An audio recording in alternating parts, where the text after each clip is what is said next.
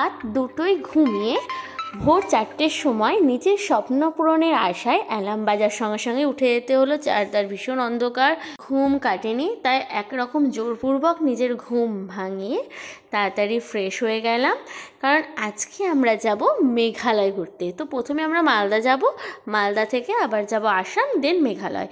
তো একটা লম্বা রাত্রিবেলায় যে সমস্ত জিনিস মেঘালয় পরবো বা নিয়ে যাব সেগুলোকে সব এক জায়গায় সাজিয়ে রেখেছিলাম। এবার ভোরবেলায় উঠে এগুলোকে ফাইনালাইজড করে এবার ব্যাগে পরবো। তো তার জন্য এটা মেডিসিন ব্যাগ, মেকআপ ব্যাগ, ছাতা, কারণ মেঘালয় আমরা চেরাপুঞ্জি এবং ওই সাইডে যাওয়ার জন্য ভীষণ বৃষ্টি হবে, ছাতা, রেইনকোট, শু, একটা স্লিপার্স, সমস্ত কিছু নিয়ে ব্যাগের মধ্যে এবার প্যাক করে, এটা হলো আমার হ্যান্ড ব্যাগ যেটা আমার সবসময় আমার সঙ্গে থাকবে।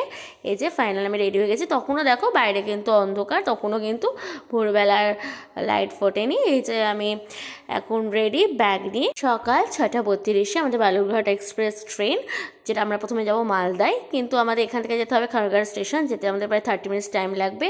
তো তার জন্য আমরা 5:30টায় বেরিয়ে গেছিলাম। এই যে জুতো চেঞ্জ করে নিলাম। আমরা 8 জন, তো সবাই আমার বাড়ির ওখানে আনতে এসেছিলো গাড়ি নিয়ে। এবার আনন্দ করতে বেরিয়ে পড়লাম।